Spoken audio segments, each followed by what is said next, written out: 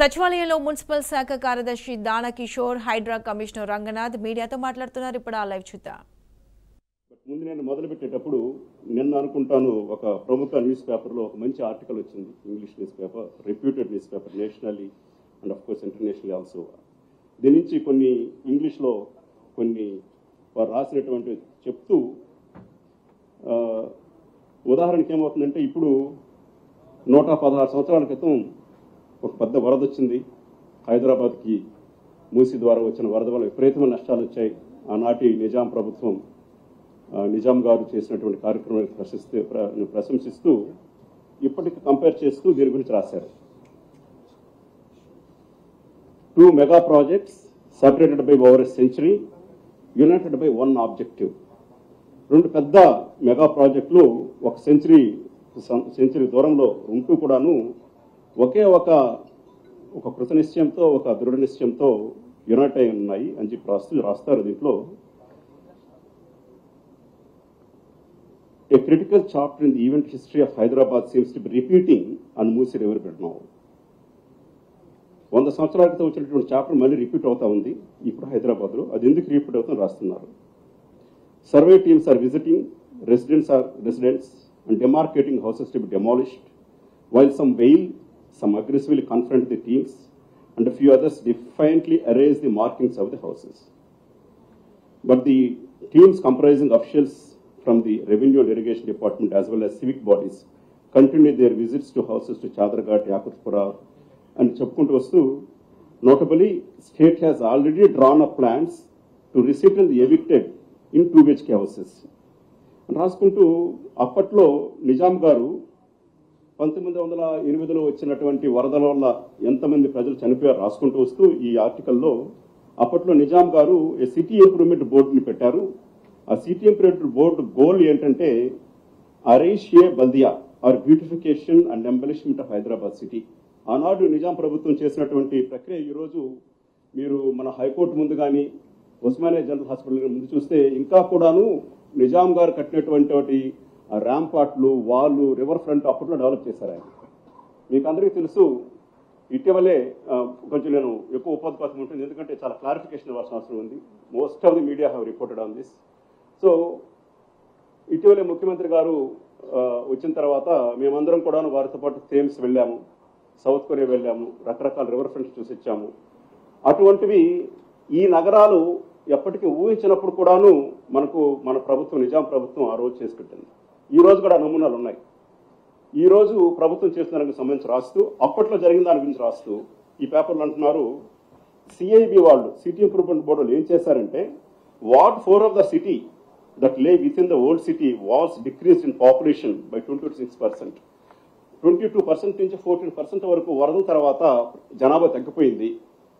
దాదాపు 10,000 మందిని ఆనాడు కూడా షిఫ్ట్ చేశారు. షిఫ్ట్ చేసి వాళ్ళకి ఇల్లు కట్టించి వాళ్ళని అక్కడ పంపించారు అని చెప్పుకుంటూ వస్తూ, ఇప్పుడు కూడాను అది జరుగుతూ ఉంది అని చెప్పుకుంటూ వస్తూ, ఇప్పుడు మోడర్న్ ట్విస్ట్ అని ఒకటి పెట్టి, it is necessary to bring in to existence more gardens, parks. ఇది నేను చదువుతున్నది మోక్షగుండం విశ్వేశ్వరయ్య చేస్తున్నారు, కొటేషన్ ఇస్తున్నారు ఇక్కడ. It is necessary to bring in to existence more gardens, parks and open spaces wherever possible in order to provide playgrounds for children and places of recreation for the public large, wrote renowned engineer Mokshagundu Visvesvaraya in a 1930 report about the ongoing city improvement board project. ఇప్పుడు గురించి రాస్తూ, Moosi riverfront development plan rolled out by the Congress government promises just that, though with a modern twist, developing people's plazas, cycle tracks, green spaces, hawker zones, bridges, recreational tourist areas, sports facilities, parking areas and commercial establishments అని చెప్పుకొస్తూ, ఇప్పుడు chief minister గారు రేవంత్ రెడ్డి గారు ఏం చేస్తున్నారు, వారి యొక్క ఉద్దేశం ఏంటి, దాని గురించి కూడా రాస్తుంటారు. It requires a tremendous amount of courage to carry out such large scale changes అని చెప్పుకొస్తూ, many have backed away from doing it, present government doing it అంటున్నారు. So thank you very much for bringing such a kind of comparison. ఇటువంటి comparison తీసుకురావడము, తర్వాత అన్ని newspaper, mainstream newspapers అన్నీ కూడాను ఇప్పుడు చేసిన ప్రాజెక్ట్ సపోర్ట్ చేస్తూ రాస్తున్నారు. కొంత ఈ రోజు చూసిన తర్వాత కొంత ఆందోళన అనిపించి మీతో పంచుకోవాలి ఏం చేస్తున్నారని చెప్పేసి. సో కొంచెం అసలు మనం ఎందుకు ఈ మూసీ ప్రాజెక్ట్ చేస్తున్నాము, మూసీ ప్రాజెక్ట్ తీసుకురావడంలో గవర్నమెంట్ యొక్క ముఖ్య ఉద్దేశం ఏంటి, వాటి గురించి చెప్తాను నేను. 1908లో జరిగిన దాంతో ఎంత నష్టం జరిగిందో అటువంటి నష్టం ఎప్పుడు జరిగేదానికి కూడా అవకాశం ఉంది, ఎనీ టైం. మీరు మనం చూశారు 20 నిమిషాల్లో ఖైరతాబాద్ 9.1 సెంటీమీటర్స్ రెయిన్ఫాల్ పడింది. ఆ రోజు నేను 9 గంటల వరకు ఇక్కడ ఉన్నాము, ముఖ్యమంత్రి గారు ఆల్మోస్ట్ 5 గంటల వరకు ఉన్నారు ఆ రోజు అనుకుంటాను. మేము చీఫ్ సెక్రటరీ గారు అందరూ కార్లు వేసుకుని బయటకు లోపల సెక్రటేరియట్ ముందు నేను రంగారెడ్డి కలెక్టర్కి పనిచేశాను ఒక 15 సంవత్సరాల క్రితం. ఎప్పుడు అంత నీళ్లు చూడలేదు నేను సెక్రటేరియట్ ముందు. ఇక్కడి నుంచి ఖైరతాబాద్ ఫ్లైఓవర్ వరకు నిండిపోయింది లేక్ లాగా. మరి ఎన్ని బ్రిడ్జ్లు కట్టినా కూడాను, ఎంత చేసినా కూడాను మనం అది చేయలేకున్నాము. మనం ఆల్మోస్ట్ నాకు 45 మినిట్స్ పట్టింది ఆ రోజు ఇంటి నుంచి ఇక్కడికి కుందరబాకి వెళ్ళేదానికి. సిమిలర్ టైం చాలా మందికి పట్టింది. సో ఇటువంటి వర్షాలు ఆ రోజు మనకు ఒక 2-3 జోన్లలో పడ్డది. సిటీ మొత్తం కానీ ఆ రోజు కానీ 9.1 సెంటీమీటర్స్ 15-20 నిమిషాలు పడుంటే మాత్రం మేమేం చేయలేము బేసికల్గా. ఆ వాటర్ అంతా మళ్ళీ మూసిలోకి వెళ్తాయి. ఇదంతా కూడా క్లైమేట్ చేంజ్ వల్ల వస్తున్నటువంటి పర్యవసనాలు. గత 5-6 సంవత్సరాలుగా చూస్తే ఉదాహరణకి మనకు ఐ థింక్ ఒక 4 సంవత్సరాల క్రితం విపరీతమైన రెయిన్ఫాల్ వచ్చింది మనకి సిటీలో. సిటీ ఆల్మోస్ట్ మునిగిపోయింది, అంతా ఇబ్బందులు పడ్డాము, తిరిగాము, అంతా చేశాము. కానీ ఇంత 9.1 సెంటీమీటర్స్ రావడం అనేది ఫ్రీక్వెంట్గా జరుగుతూ ఉంది. తెలంగాణలో మనకు పెద్ద వర్షాలు పడేటివి కాదు. గత 5-6 సంవత్సరాలు చూస్తే మీరు విపరీతమైన వర్షాలు ఫ్రీక్వెన్సీ పడుతూ ఉంది. సో దీంతో మనం ఏం చేయాలి, ఈ మూసీ నదిని మనం పెంచుకొని దాని కెపాసిటీస్ పెంచుకొని దాన్ని బాగు చేసుకోకపోతే ఇటువంటి పరిస్థితులు రావచ్చు. సో మూసీ అనేది ఇదేదో ఒక బ్యూటిఫికేషన్ కోసం చేస్తున్నది కాదండి. That's what I want to tell you first.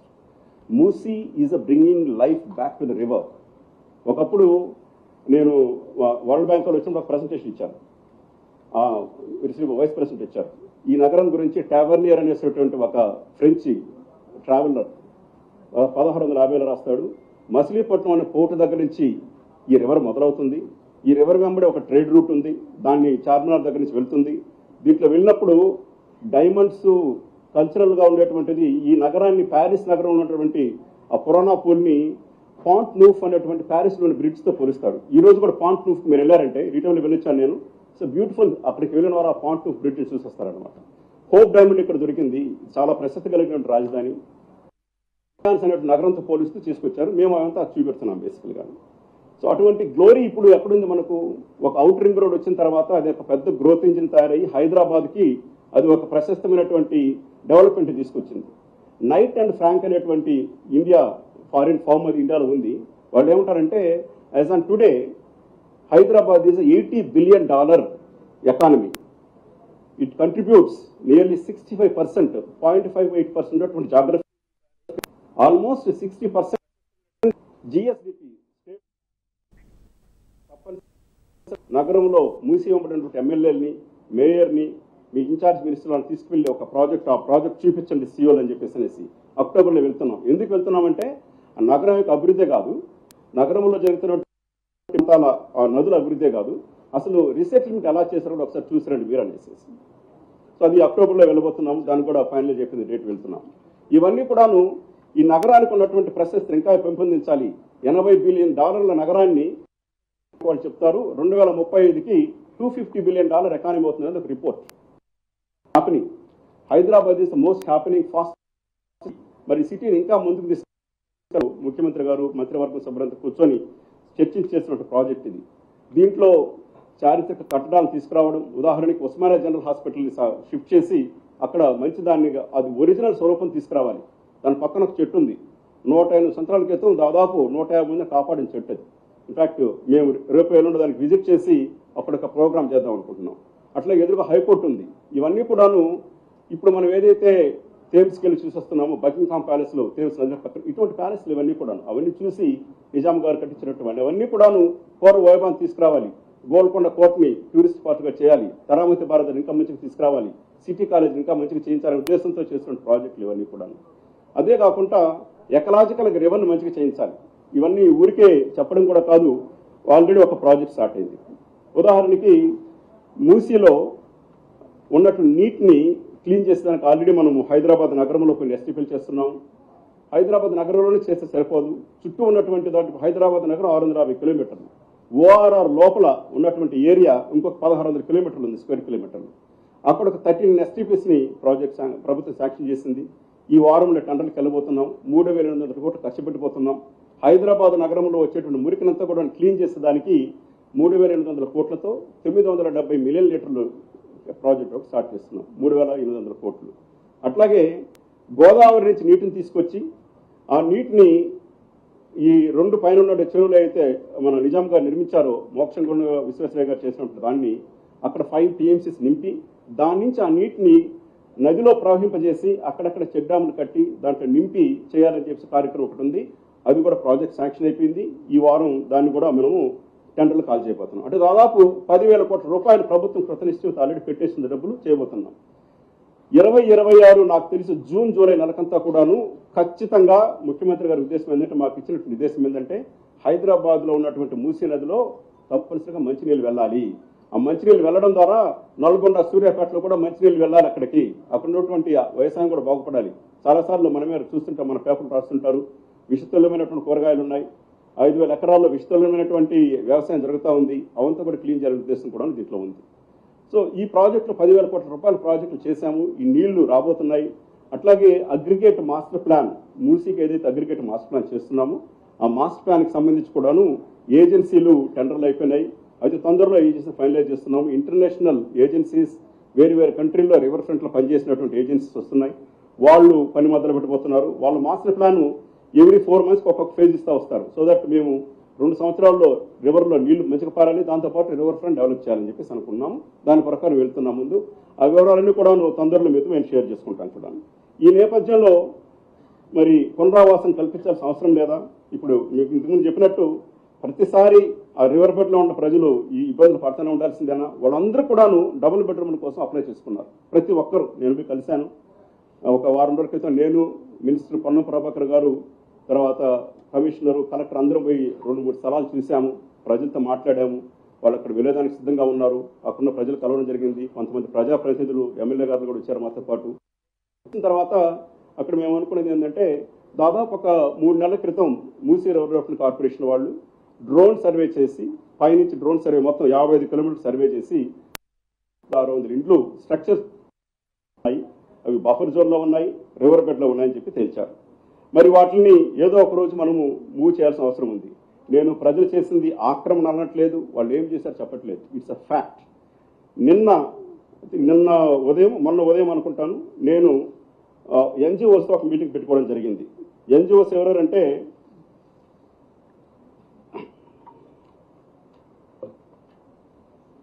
ప్రముఖ ఎన్జిఓలు. వీరందరూ కూడాను అక్కడ ఉన్నటువంటి మూసానగరు వాటన్నిటిని కూడాను కాపాడుతూ వచ్చినటువంటి వాళ్ళు. వాళ్ళందరూ వచ్చారు. ఉదాహరణకి ప్రొఫెసర్ హరగోపాల్ గారు వచ్చారు, గౌరవనీయులు. అట్లాగే బ్రదర్ వర్గీస్ అనేసి మాన్ఫోర్డ్ బ్రదర్స్ వాళ్ళు వచ్చారు. దెన్ లిస్సీ జోసెఫ్ అని ఒక ఆవిడ, వాళ్ళతో ఆల్మోస్ట్ 30 years నుంచి ఆ రివర్ బెడ్లో పనిచేస్తున్నట్టు వాళ్ళందరూ కూడా పిలిపించుకోవడం జరిగింది. 15 ఆర్గనైజేషన్స్ వచ్చారు వాళ్ళతో పాటు. సమీరా బేగం, సయీద్ బిలాల్, అంజం యాస్మిన్, ఫరియా బేగం, వీళ్ళందరూ వచ్చి వాళ్ళతో కూర్చొని ఆల్మోస్ట్ 2-3 గంటలు వాళ్ళతో కూర్చోవడం జరిగింది. దానికి ముందు వాళ్ళతో ఇంకా కూడాను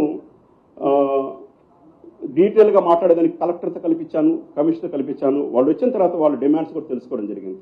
వాళ్ళ డిమాండ్స్ సంబంధించి వాళ్ళు ఏం చెప్తున్నారంటే, సడన్గా మీరు మూవ్ చేస్తున్నారు సార్, బలవంతంగా తీసేస్తున్నారు, మమ్మల్ని కొట్టేస్తారని భావిస్తుంటే, అమ్మ కొట్టాలనుకుంటే ప్రభుత్వం ఇప్పుడు మొదలు పెట్టేది. ఆ ఉద్దేశమే లేదు ప్రభుత్వానికి. మిమ్మల్ని పూర్తిగా అక్కడి నుంచి షిఫ్ట్ చేసిన తర్వాతనే ప్రతి కుటుంబాన్ని వాళ్ళ చేత అంగీకారం తీసుకొని వాళ్ళకి మంచి డబుల్ బెడ్రూమ్ ఇచ్చిన తర్వాతనే చేస్తామని చెప్పాను. ఒక ప్రశ్న అడిగాను వాళ్ళు, నేను మీరందరూ డబుల్ బెడ్రూమ్లకు అప్లై చేసుకున్నారా? అందరూ డబుల్ బెడ్రూమ్లకు అప్లై చేసుకున్నాం. ఎవరికైనా వచ్చిందా? ఇంతవరకు రాలేదు. పద్ధతిలో ఉంది. దాదాపు ఒక 60,000 ఇళ్ళు ఇవ్వడం జరిగింది. ఇంకా కొన్ని నిర్మాణంలో ఉన్నాయి. నేను మరి డబుల్ బెడ్రూమ్లు ఇస్తే వెళ్ళిపోతామని సిద్ధంగా ఉన్నామని చెప్పారు. కానీ వాళ్ళకి కొన్ని ఇబ్బందులు ఉన్నాయి. ఆ ఇబ్బందులు ఏంటంటే, ఉదాహరణకు సడన్గా మేము ఇక్కడి నుంచి వెళ్ళిపోతాము, మా పిల్లలు చదివేం కావాలి, ఇక్కడి నుంచి వెళ్ళిపోతాము, మేము ఒక 2 నెలలు పని చేసుకుంటున్నాము, మా లైవ్లీహుడ్ ఏం కావాలి అంటే, దాంట్లో వాళ్ళతో మాట్లాడిన తర్వాత ముందు నుంచి ఒక సర్వే మొదలుపెట్టాం. ఇక్కడ అర్బన్ కమ్యూనిటీ డిపార్ట్మెంట్ ఒకటి ఉంది మనకి జిహెచ్ఎంసీలో. సెల్ఫ్ హెల్ప్ గ్రూప్లో మెప్మా వాళ్ళు చూస్తుంటారు. వాళ్ళందరినీ పెట్టి సర్వే చేస్తున్నాం. ఆ సర్వే 2-3 నుంచి జరుగుతూ ఉంది. దాంట్లో ప్రతి ఇంట్లో ఉన్నటువంటి మహిళలు ఎవరున్నారు, ఆ మహిళలు ఏం చేస్తున్నారు, తర్వాత వాళ్ళకి సెల్ఫ్ హెల్ప్ గ్రూపుల ద్వారా వాళ్ళకి సహకారం అందించడానికి మహిళా శక్తి ప్రోగ్రాం చాలా చేయాలి మేము. ఉదాహరణకి అర్బన్ డెవలప్మెంట్ డిపార్ట్మెంట్ 5,000 కోట్ల రూపాయలు 140 మున్సిపాలిటీలు పెట్టాలి. దాంట్లో ఆల్మోస్ట్ 2,500 కోట్లు జీహెచ్ఎంసీలో ఖర్చు పెట్టాల్సిన అవసరం ఉంది. దాని కింద వాళ్ళకి తప్పనిసరిగా మేము ఈ ఎన్జిఓస్తో కలిసి కమిటీ ఏర్పాటు చేశాము. దానికి మన మున్సిపల్ కమిషనర్ అబ్రపాలి గారు, దివ్యా దేవరాజన్ సిఇఓ సర్ప్ ప్రజావాణి స్పెషల్ ఆఫీసరు, అట్లాగే గౌతమి అనేసి మా జేఎండి గారు, అలాగే ఇద్దరు ముగ్గురు ఆఫీసర్స్, వాళ్ళతో పాటు ఎన్జిఓస్ను కూడా, ఉదాహరణకి సంధ్య గారు, వారితో పాటు సజయ గారు, మీరా అనేసేసినటువంటి ట్రాన్స్జెండర్కి సంబంధించినటువంటి ప్రతినిధి ఒకరు కలిసారు పెట్టి వీళ్ళతో సర్వే మొదలు పెడుతున్నాము. 1 month లోపల వీళ్ళతో యాక్షన్ ప్లాన్ తయారు చేయించి ప్రతి ఉమెన్ కూడా వారికి అందరూ కూడాను బ్యాంక్ లోన్లు వడ్డీ లేకుండా తీయించడం, వాళ్ళకి ఒక ప్రాజెక్ట్స్ పెట్టించడం, ఉపాధి కల్పించడం. దాంతోపాటు సెల్ఫ్ హెల్ప్ గ్రూపులు లేని వాళ్ళు కూడాను తప్పనిసరిగా సెల్ఫ్ హెల్ప్ గ్రూపులు చేర్పించడం అనేది ఒకటి పెట్టుకున్నాం. ఇంకొక ఇబ్బంది వాళ్ళకి తెలియజేసింది ఏంటంటే, దీని ద్వారా కనీసం ఇన్ఫాక్ట్ మీరు చూసుంటారు, మహిళలను కోటేశ్వరులు చేస్తామని చెప్పేసి గవర్నమెంట్ సంకల్పం. ఏమి ఇక్కడ కూడా ఉండొచ్చు కోటేశ్వరులు, వాళ్ళు కూడా తయారు చేస్తాం. వాళ్ళందరూ కూడా అర్బన్లో ఉన్న వాళ్ళు స్కిల్స్ ఉన్నాయి, ఆ స్కిల్స్ ఇంప్రూవ్మెంట్ చేయించాలి. స్కిల్స్ కూడా తప్పనిసరిగా ఇంప్రూవ్ చేయించి వాళ్ళకి తగు సదుపాయాలు ఏర్పాటు చేస్తాము. వాళ్ళకి దగ్గరలోనే కుట్టు కేంద్రాలు కావచ్చు, వాళ్ళు కొంతమంది పాలు అమ్ముకుంటామని చెప్తున్నారు, బికాస్ గడ్డి దొరుకుతా ఉంది అక్కడ. ఇటువంటివి ఏం చేయొచ్చు అవంతా కూడాను అందరూ కూడా ఆఫీసర్స్, యంగ్ ఆఫీసర్స్, ఎన్జిఓస్ అందరూ కూడా విపరీతమైనటువంటి చాలా కాలంగా 30 సంవత్సరాలు ప్రజలతో కలిసి పనిచేస్తున్న వాళ్ళు, వాళ్ళతో కలిపి ప్రోగ్రామ్ చేయడం జరుగుతుంది. ఎడ్యుకేషన్కి సంబంధించి చెప్పుకొచ్చారు, చదువుకుంటున్నారు. ఈ ఎన్జిఓస్ నాకు చెప్పింది ఏంటంటే, మేమంతా కష్టపడి వాళ్ళని స్కూల్లో చెప్పించాము. ఒక హై స్కూల్ ఉంది అక్కడ, నిన్నే మీటింగ్ పెట్టాను నేను. ఎవరైతే మీటింగ్ పెట్టుకున్నాం డైరెక్టర్ స్కూల్ ఎడ్యుకేషన్, ఇదే నదీ గర్భంలో ఉన్న ప్రజలతో కలిసి పనిచేస్తున్న వాళ్ళు, వాళ్ళతో కలిపి ప్రోగ్రామ్ చేయడం జరుగుతుంది. ఎడ్యుకేషన్కి సంబంధించి చెప్పుకొచ్చారు, మా పిల్లలు చదువుకుంటున్నారు. ఈ ఎన్జిఓస్ నాకు చెప్పింది ఏంటంటే, మేమంతా కష్టపడి వాళ్ళని స్కూల్లో చేర్పించాము. ఒక హై స్కూల్ ఉంది అక్కడ, 456 మంది నడుపుతున్నాం. మేము చెప్పామంటే తప్పనిసరిగా నిన్నే మీటింగ్ పెట్టాను నేను. ఎవరైతే మీటింగ్ పెట్టుకున్నామంటే డైరెక్టర్ స్కూల్ ఎడ్యుకేషన్, టెంబరీస్కి సంబంధించిన ఎండి గారు, అట్లాగే ట్రైబల్ వెల్ఫేర్కి సంబంధించినటువంటి ఆఫీసర్స్, సీనియర్ ఆఫీసర్స్, వాళ్ళందరితో మీటింగ్ పెట్టుకొని ఇమ్మీడియట్గా ఎక్కడైతే 23 లొకేషన్స్లో ఈ 1600 బెడ్రూమ్ 10,000 ఇండ్లు ఎక్కడ గుర్తించున్నామో ఆ ఇండ్లలో ఉన్నటువంటి దగ్గర ఉన్నటువంటి వాటికి ఇప్పుడు ఈ నదీ గర్భంలో ఉన్న వాళ్ళు 14 స్థలాలకు మారుస్తున్నాం. ఆ 14 స్థలాల దగ్గర కూడాను దగ్గర ఉన్నటువంటి టెంబరీస్కి సంబంధించిన, ముస్లింలకు సంబంధించినటువంటి రెసిడెన్షియల్ స్కూల్ ఏముంది, బీసీలకు సంబంధించి, ట్రైబల్ వెల్ఫేర్కి సంబంధించి, సోషల్ వెల్ఫేర్ నుంచి స్కూల్స్ ఏర్పాటు చేస్తున్నాము. బ్యాచింగ్ జరుగుతూ ఉంది.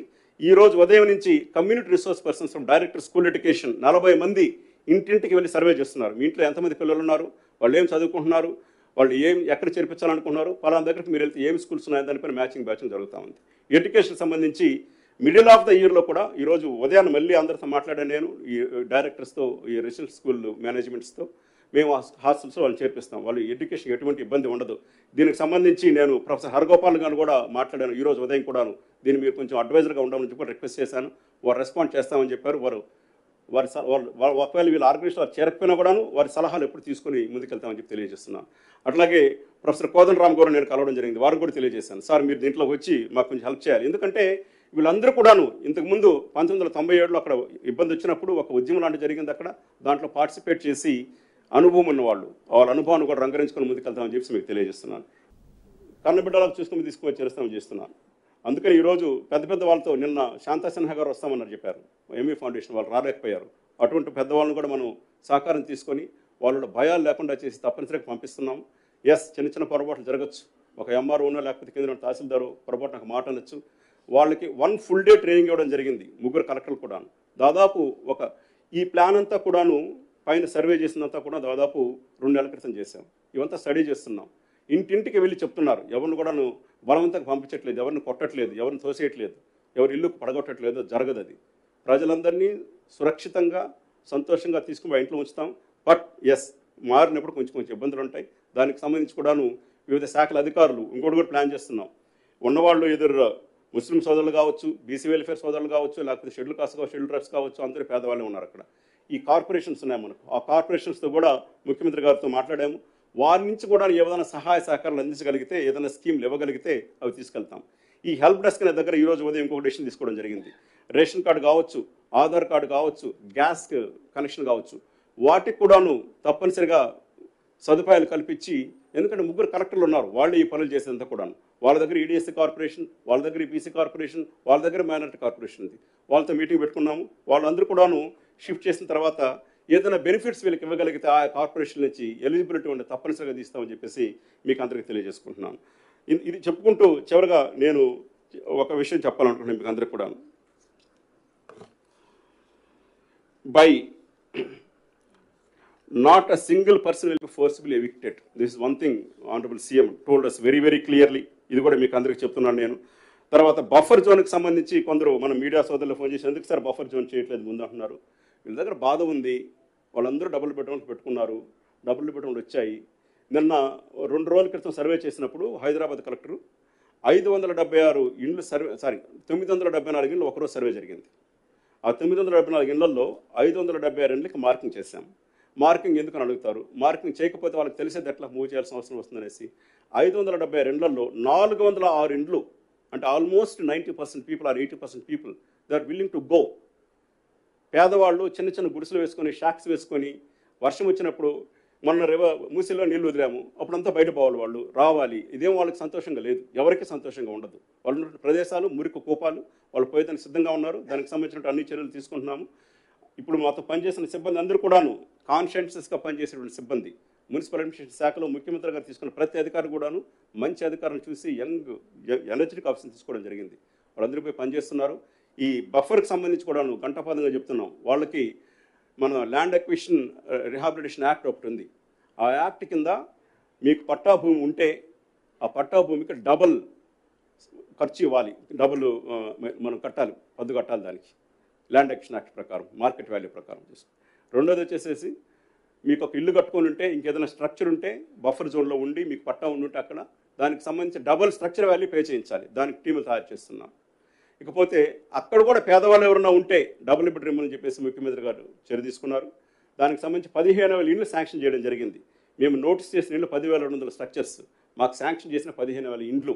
పొరపాటున ఎక్కడైనా మిస్ అయ్యి ఉంటే వాళ్ళని కూడా ఇంక్లూడ్ చేయమని చెప్పారు. ఆ ప్రక్రియ కూడా జరుగుతుంది. దానికి సంబంధించి కూడా పారదర్శకంగానే చేస్తాము. ఎవరిని కూడా బఫర్ జోన్లో ఉండి వెళ్ళిపో తోసి అన్నట్టు జరగదండి. మేము నోటీస్ చేసింది అంటే ప్రభుత్వంలో ఉన్నటువంటి మంత్రులు కావచ్చు, ఇన్ఛార్జ్ మంత్రులు కావచ్చు, ముఖ్యమంత్రి గారు కానీ అందరూ కూడాను తప్పనిసరిగా దీన్ని ప్రజారంజకంగా ప్రజలకు నచ్చే విధంగా తీసుకెళ్ళండి, ఎటువంటి పరిస్థితులను ఫోర్స్ చేయొద్దనేది క్లియర్గా మాకు ఇచ్చిన డైరెక్షన్. ఇకపోతే ఇది చేయడం ద్వారా ఈ రివర్ ఫ్రంట్ ద్వారా ఏమేమి ఉండబోతున్నాయి.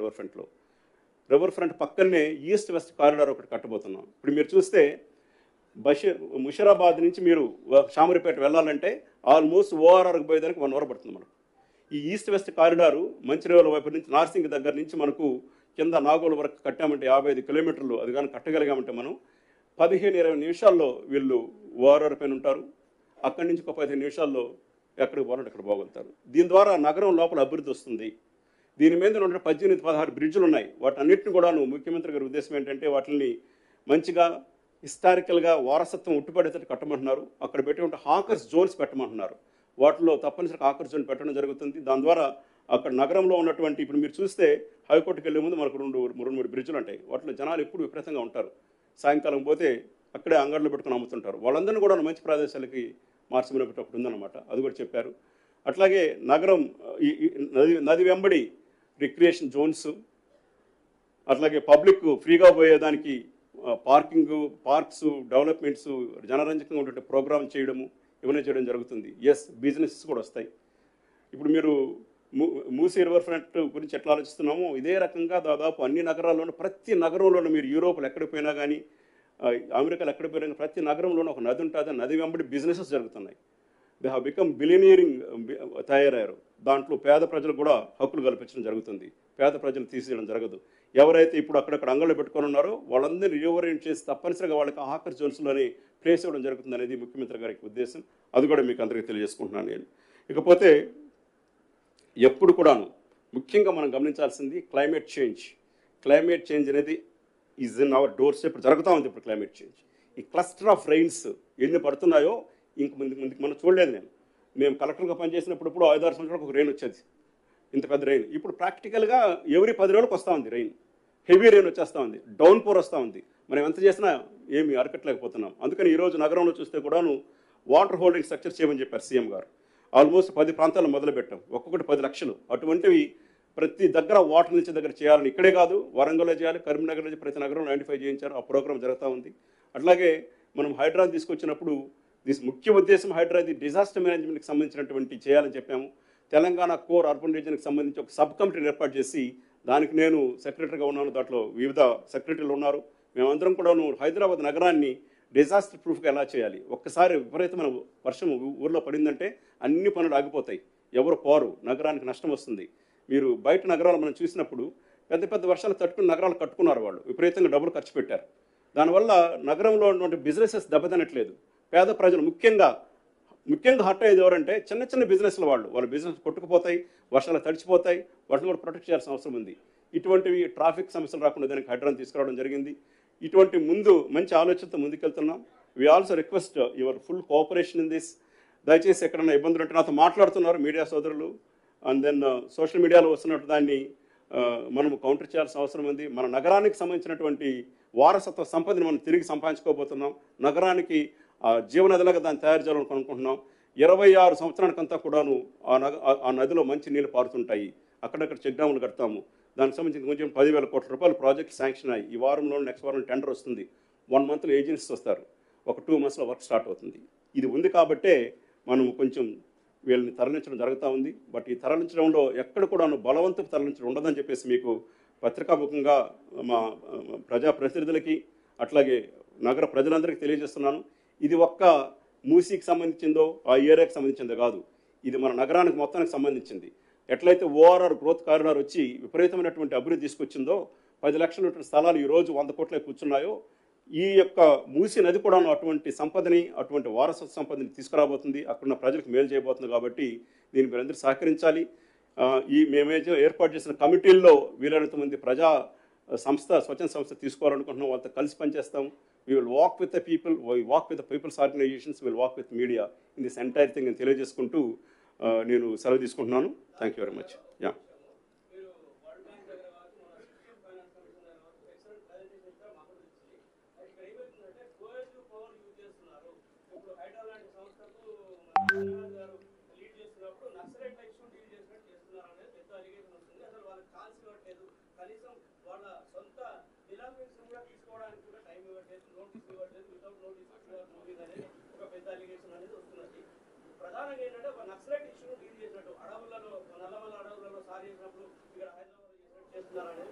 Okay okay.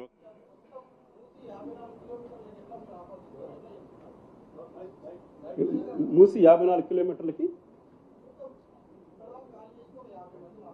Yeah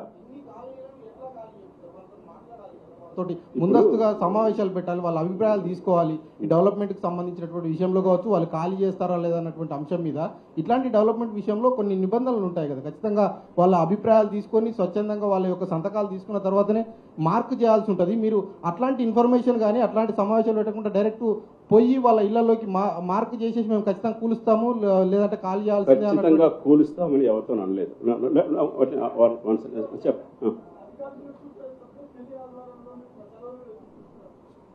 let's limit to Musi first, then Ranganath తీసుకొచ్చాను కదా, నేను ఎందుకు తీసుకొచ్చాను సార్ ఒకవైపు ఏమో కూల్చం అనేటువంటి విషయాన్ని చెప్తా ఉన్నారు, మరొక వైపు పిల్లల చదువుల కోసము వాళ్ళు కొంత ఆందోళన వ్యక్తం చేస్తున్నారు అని చెప్తున్నారు. ఇంకొక వైపు ఏమో నెల రోజుల్లో ఈ పని ప్రారంభం కాబోతుంది, వారం రోజుల్లో టెండర్లు పిలుస్తామని చెప్తున్నారు. దీనిపైన క్లారిటీ ఇస్తారా? వారం రోజుల్లో టెండర్ పిలుస్తున్నా కానీ వారం రోజులు పని మొదలు కాదు కదా, దానికి కనీసం 3-4 నెలలు పడుతుంది పని మొదలయ్యేదానికి. First issue. సెకండ్ ఇష్యూ, జిల్లా కలెక్టర్లు ఐఏఎస్ ఆఫీసులు ఇంటింటికి తిరుగుతున్నారు, డిప్యూటీ కమిషనర్లు ఇంటింటికి తిరుగుతున్నారు. పోయి వాళ్ళు ముందే సర్వే చేశాం, ఇంతకుముందు ఒకసారి ఇంటింటికి వెళ్ళి వాళ్ళ పేర్లు తీసుకోవడం జరిగింది. దీన్ని పరిశీలించిన తర్వాత రివర్ బెడ్లో ఉన్న వాళ్ళు చాలా ఇబ్బందులు ఫాలో అవుతున్నారు కాబట్టి వారికి సంబంధించి టీమ్స్ వెళ్ళి ఇంటింటికి వెళ్ళి సమాచారం తెలుసుకుంటున్నారు, ఇంట్లో ఎవరున్నారు సర్వే చేస్తున్నారు. సర్వే చేసిన తర్వాత మీరు ఏమైనా వెళ్ళేదానికి సిద్ధంగా ఉన్నారంటే వాళ్ళని పంపిస్తున్నాం. అందుకనే 3 రోజులు కూడా 50 మంది పోయారు, అన్ని ఒక రోజు తరలించట్లేదు. సో బలవంతంగా ఏం పంపట్లేదు. ఇన్ఫ్యాక్ట్ అక్కడ ఉన్న ఇల్లు మీరు చూస్తే మనం డబుల్ బెడ్రూమ్ ఇల్లు ఇస్తామంటే వెళ్ళిపోతారండి హ్యాపీగాను వాళ్ళు. That's state of fact. అది బేసికల్గాను అక్కడ ఎవరు ఉండాలనుకోవట్లేదు. ఇబ్బంది కొన్ని దగ్గర ఎక్కడ వస్తుందంటే కొందరు పర్మనెంట్ ఇల్లు కట్టుకోనున్నారు, వాళ్ళతో మనం సంభాషణ జరపాల్సిన అవసరం ఉంది, వాళ్ళతో కూర్చొని మాట్లాడాల్సిన అవసరం ఉంది. తప్పనిసరిగా వాళ్ళతో కూర్చొని మాట్లాడాలి. సరే దానకిషోర్ గారు, ఇప్పుడు ముఖ్యంగా ఈ ఎక్కడండి ప్లీజ్ చాదర్ఘట్ ఈ మూసి రివర్ ఇక్కడ కొంచెం ఆందోళన ఎట్లా ఉందంటే, కట్టుకున్న వాళ్ళు 20-25 ఏళ్ళు 30 ఏళ్ళ నుంచి అక్కడనే ఉన్నారు, మార్కింగ్ వాళ్ళ ఇళ్ళకి మీరు వేస్తున్నారు. అదే ఇళ్లలో 2-3 అంతస్తులు ఉన్న వాళ్ళు సేమ్ అన్ని సంవత్సరాల నుంచి దాదాపు 15-20 సంవత్సరాల నుంచి కిరాయి కూడా ఉంటారు అక్కడే వాళ్ళు. చాలా మంది కిరాయికి ఉన్నటువంటి వాళ్ళు కూడా ఆందోళన చేస్తారు. మేము ఇక్కడ నుంచి ఖాళీ చేయము పోము, ఓనర్స్కి ఎట్లా మీరు రిహాబిలిటేషన్ ఎట్లా కల్పిస్తారో కిరాయికి ఉంటున్నాం 30 ఏళ్ళ నుంచి మేము మాకు కూడా ఏదైనా డబుల్ బెడ్రూమ్ ఇస్తేనే పోదామని. మీరు కిరాయి వాళ్ళని కూడా కన్సిడర్ చేస్తున్నారా? ఓన్లీ ల్యాండ్ అక్కడ కట్టుకున్నటువంటి ఓనర్స్నే కన్సిడర్ చేస్తున్నారు? నిన్న వచ్చినప్పుడు ఎన్జిఓ సంస్థ వాళ్ళు ఇది కూడా చెప్పారు మనకు, ఈ కిరాయి వాళ్ళకి సంబంధించి ఏం చేయాలని చెప్పేసి వాళ్ళ కూడా సర్వేలో వాళ్ళు తీసుకోవడం జరిగింది. ప్రస్తుతానికి అక్కడ ఓనర్లకు ఇస్తున్నాము. కిరాయి వాళ్ళకి సంబంధించి నేను ప్రభుత్వ పద్ధతిలో చర్చించాను. దాని మీద తప్పనిసరిగా తీసుకొని డబుల్ బెడ్రూమ్ ఒక ఇల్లే కదా, ప్రభుత్వానికి ఇందిరమ్మ ఇండ్లు ఉన్నాయి. సో వాళ్ళు తప్పనిసరిగా మన తెలంగాణలో ఇక్కడ వచ్చి నివసిస్తూ ఉంటే వాళ్ళు కూడా పరిగణలో తీసుకోవాల్సిన అవసరం ఉంది. దాన్ని ప్రభుత్వం చర్చిస్తున్నాం. దాన్ని మాకు కూడా తెలుసు. మనం సర్వే ఫస్ట్ మనం ఎప్పుడు జూలై నుంచి మొదలుపెట్టి సర్వే చేశాం. దాంట్లో డీటెయిల్స్ వచ్చాయి, ఎక్కడ కిరాయి వాళ్ళు ఉన్నారు, ఎక్కడ సొంతదారులు ఉన్నారని చెప్పేసి, ఎక్కడ కమర్షియల్ జెట్స్ ఉన్నాయి, ఎక్కడ ప్రార్థనా మందిరాలు కట్టుకున్నారు, ఎక్కడ మనకు సమాధులు ఉన్నాయి, వీటి మీద కూడా వచ్చింది. కిరాయి వాళ్ళకి సంబంధించి కూడా ప్రభుత్వం ఒక చర్య తీసుకుంటుంది తప్పనిసరిగా. సార్ ఇప్పుడు మొన్న 9.170 మీటర్ రెయిన్ లో మీరు చూసుండొచ్చు, ఈ మనకు run of water the carriage capacity లేదు. అయితే ఇప్పుడు స్టామ్ వాటర్ వచ్చేసి సివర్ లైన్ లో కలుస్తుంది, సివర్ లైన్ వచ్చేసి స్టామ్ వాటర్ దీంట్లో కలుస్తున్నది. ఇప్పుడు ఈ రెండు సెపరేట్ చేసి ఇప్పుడు దాదాపు మొన్న నాకు నీ డీప్ వాటర్ నేను ఎక్స్పీరియన్స్ చేసినాను సార్. అయితే ఇది మెయిన్లీ ఇప్పుడు అల్టిమేట్ గా ఈ వాటర్ అంతా మూసికే పోవాలి కదా. అయితే ఇప్పుడు ఈ రెండింటిని సెపరేట్ చేసేది మన ప్లాన్ ఉందా? ఓకే, నేను 2 సంవత్సరాలు పనిచేస్తాను కాబట్టి జిహెచ్ఎంసీ వాటర్ నాకు చాలా డేటా ఉంది పైన. ఆల్మోస్ట్ ఒక 174 ప్లేసెస్లో స్టామ్ వాటరు సీవరేజ్ కలుస్తుంది. మనకు స్టడీ చేస్తున్నాం. ఐ థింక్ 34 ప్లేసులు సార్ట్అవుట్ చేశాం. కొన్ని దగ్గర ఎట్లా ఉందంటే అది మనము చిన్న వీధులుండి 2 సపరేట్ చేయలేని ప్రదేశంలో ఇంకొక మన స్టామ్ వాటర్ కట్టాలన్నా కట్టలేము సపరేట్గా, లేకపోతే సీవరేజ్ చేయలేము. దానికి సంబంధించి వీటికి సంబంధించి మనం SNDP ప్రోగ్రామ్ తీసుకోవడం జరిగింది ఫస్ట్ ఫేజ్. ఈ సెకండ్ ఫేజ్లో కూడాను 580 కోట్లు ఒకటి ప్రోగ్రామ్ HCT అనే ప్రోగ్రామ్ కింద మొదలుపెట్టాం. మనం ఏం చేయాలంటే storm water drain network develop చేసి స్టామ్ వాటర్ని డైవర్ట్ చేసుకోవాల్సిన అవసరం ఉంది. అట్లాగే సేవరేజ్ వర్క్ సంబంధించి కూడాను ఒక 7,000 కోట్ల రూపాయల ప్రాజెక్ట్ డిపిఆర్ చేసుకున్నాము. ఇటీవల ADB ఏషియన్ డెవలప్మెంట్ బ్యాంక్ వాళ్ళు వచ్చారనమాట. వాళ్ళకి ప్రపోజ్ చేయడం జరిగింది, ఆ సీవరేజ్ నెట్వర్క్ మాకు కావాలని చెప్పేసి. నగరంలో ఇప్పుడు ఉదాహరణకి పాత నగరంలో చూస్తే ఓల్డ్ సిటీలో చూస్తే ఒక 650 కోట్లతో కార్వాను చాంద్రాయణ గుట్ట ఏరియాలో సేవరేజ్ నెట్వర్క్ డెవలప్ చేస్తున్నాం. అట్లాగే నగరం వెలుపల అంటే మనకు పెరిఫరల్ సర్కిల్స్ ఉన్నాయి కదా, వాటికి సంబంధించి దాదాపు 3,500 కోట్లు కావాలి. దానికి ఇవన్నీ కలిపి ఒక ప్రణాళిక ఉంది. ఈ షా కన్సల్టెన్సీ డీటెయిల్ రిపోర్ట్ ఇచ్చున్నారు. దాని మీద ప్రభుత్వానికి తెలియజేస్తున్నాము. ముందు STP